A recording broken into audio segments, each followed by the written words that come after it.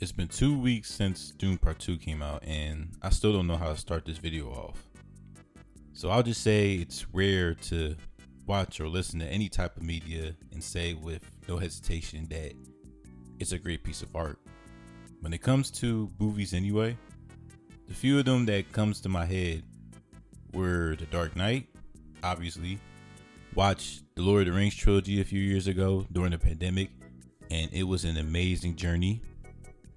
Those two blockbusters on top of my head are the peak of what I think cinema should be. I can say with no hesitation, Dune Part 2 is in that category of peak cinema. Now I can hear a few of the comments now. Oh no, critic about to be in this pretentious bag. This video, let me click off. But it's not even sounding pretentious when I'm talking about Dune Part 2 being peak cinema. You could be Gerald at work a 9 to 5 as a casual moviegoer, watch Dune Part 2 with no knowledge of the lore, what the movie represents, and still say the same thing what I'm saying about Dune Part 2. If you're somebody who has never heard or seen Dune at all and are a little worried that you have to watch Part 1 to get to know what's going on, you don't even need to do that. It stands on its own, and also Dune Part 2 gives you a little bit of a recap from the first movie in the beginning, so you'll be fine. Besides, the biggest surprise to me about Dune Part 2 is how much this movie is for everybody. The first Dune was great, but it does have to give you so much world building and politics that it might seem boring. But you're still interested in the different houses you have to know, curious about the spice all the houses are trying to resource, Arrakis, the desert planet, and obviously what's this giant worm doing in the sand. So Dune Part 1 is just pure unapologetic sci-fi. Dune Part 2 is a sci-fi film, obviously, but it's also a little bit of a romance movie and has some of the best action set pieces that you'll ever see in a big budget movie in a long time. Right now I'm just being vague about Dune Part 2 because I'm not trying to spoil anything for y'all that haven't watched the movie yet, which I don't understand because everybody and their grandma has talked about this movie. So let me get into why Dune Part 2 is so great and why you should give this movie a chance if you're curious about the movie. The number one aspect of Dune Part 2 that stands out the most is the cinematography. There was an interview from the Times of London a week ago with the director of Dune 2, Denis Villeneuve, and he said something that stood out to me, which is, frankly, I hate dialogue. Dialogue is for theater and television. I don't remember movies because of a good line. I remember movies because of a strong image. I'm not interested in dialogue at all. Pure image and sound. That is the power of cinema. now obviously dialogue is important, and I'm pretty sure Mr. Villeneuve is just talking out of passion, but he's not wrong about how important sound and image is. And it holds true with this movie, especially. Greg Fraser, who's the cinematographer, worked on The Batman with Matt Reeves, and Rogue One with Gareth Edwards, now this movie with Villeneuve, and they cooked some of the best imagery I've ever seen. I hate saying best ever because it makes it seem like I'm being performative, but if you watch Dune Part 2, you will understand why I'm saying that. There are about 15 to 20 shots where I was just geeking and made me glaze a little bit too much, I'm not gonna lie. 4 shots that stood out, which I'm not gonna spoil, involves 3 sand worms, a 1-shot running scene, the black and white arena scene, and an aerial shot like it's Daenerys Targaryen from Game of Thrones. It was amazing and fresh. I see so many movies now where, the characters have great dialogue, but why I have a hard time remembering or comparing these recent movies to Lord of the Rings, Harry Potter, There Will Be Blood, The Dark Knight, and even the first Transformers movie, which is not as good at all compared to these movies, feel memorable than movies now. Image and sound. I remember when Frodo left the Shire with Sam, when Harry first found out he was a wizard, the Daniel and Paul Dano bowling scene, seeing Optimus Prime for the first time, and don't even get me started on the big heist scene with the Joker. Dune Part 2 has those scenes. And when you go to the theater or see any type of award shows, those scenes from Dune Part 2 is going to be in the history books. Speaking of sound, I was beginning to think before Dune Part 2 came out that Hans Zimmer was going to lose his crown to Ludwig Göransson. Ludwig has been killing it for the past few years, especially with Oppenheimer, which by the time this video comes out, he'll most likely be winning Best Score at the Oscars again. Don't get me wrong, when Mr. Zimmer scored the first Dune, it was good, but it just seemed like he was fading out a bit.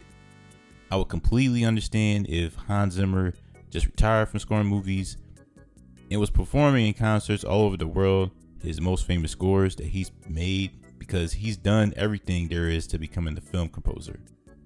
But with Dune Part 2, Hans Zimmer came back with something to prove. Lots of flutes playing in the background, lots of synths, lots loud drumming that will make your adrenaline go high, and obviously the beautifully sound screaming lady that they had in the first Dune. Like I mentioned before about how great the cinematography is, the score puts those images in a whole new level. So Hans Zimmer is like, I got a few more epic scores in me. I appreciate it because I play this one track called Harkonnen Arena every day at the gym after watching Dune, and it pulls me through. The acting from the whole cast was fantastic all around, except maybe one, which I'll get into later. But even then, it didn't hinder the movie for me.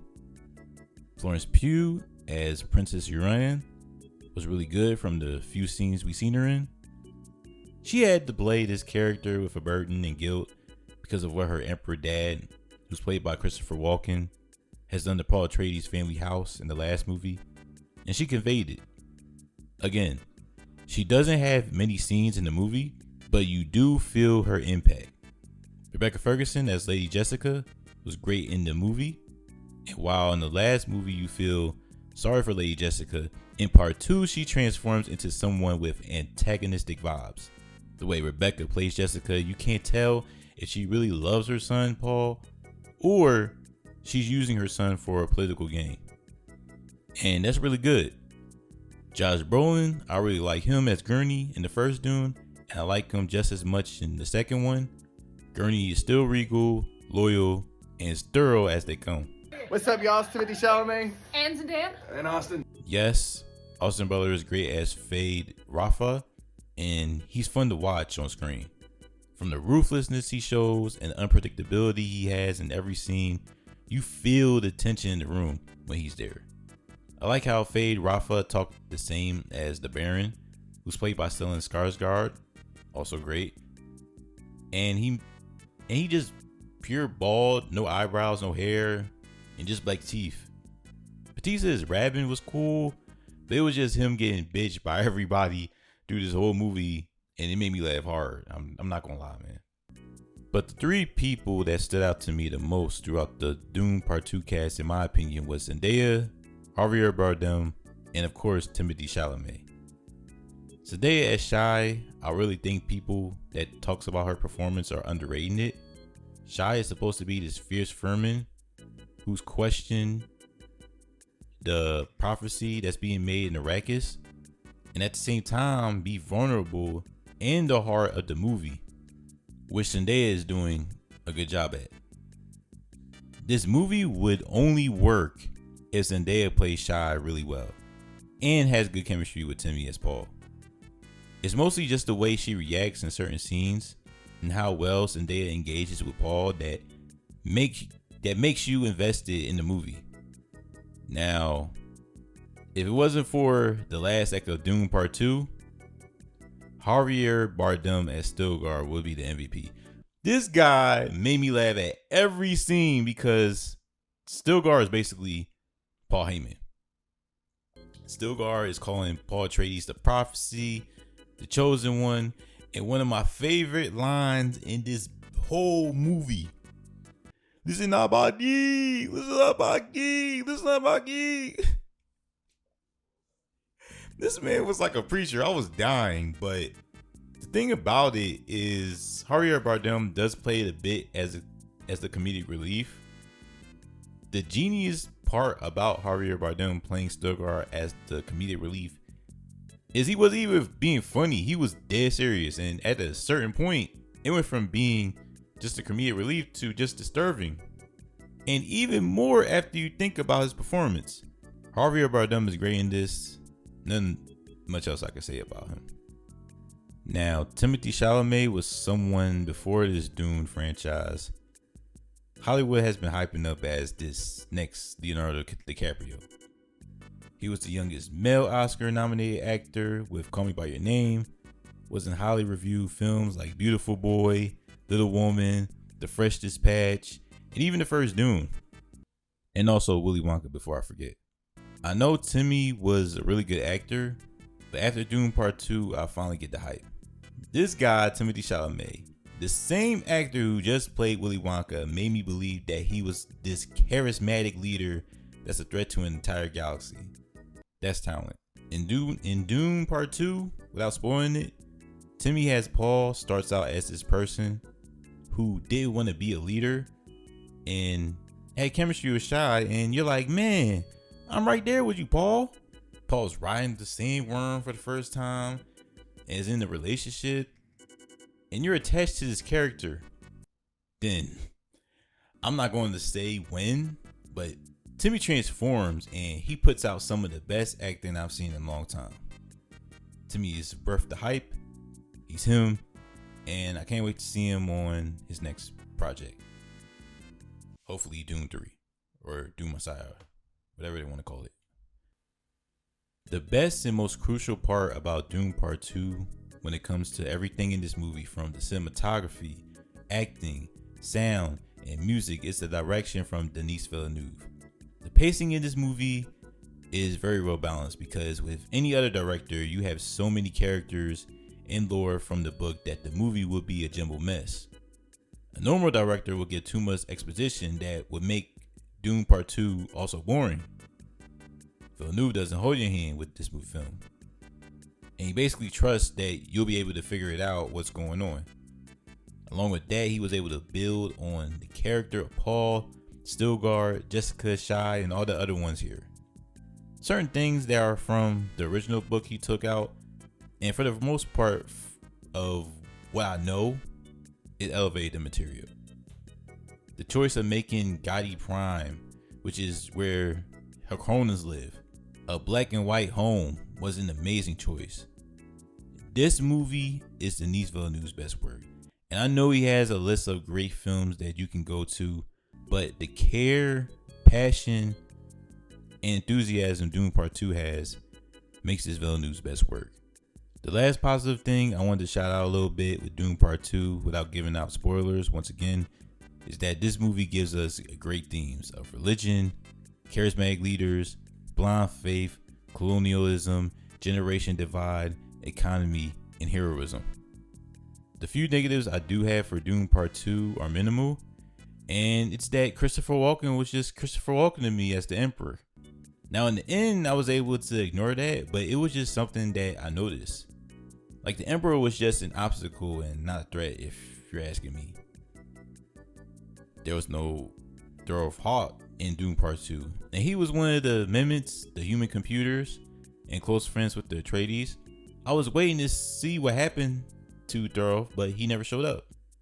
And those are basically all my negatives for the most part, but they're very minimal. Dune Part 2 is special, and it's going to be hard for any movie in the next few years, let alone this year, to be this good. Everybody from the cast, cinematographer, film composers, editors, sound designers, production designers, VFX artists, and Denis Villeneuve's direction put their foot in making this movie. I'm happy I'm a part of history watching Dune Part 2, and hope y'all at least give this movie a chance. Highly recommend it. Watching this Dune Part 2 in 4DX or Dolby Cinema, you'll get your money's worth. Go check it out. And for the rest of the year, I'm already starting my Oscar campaign for Dune Part 2.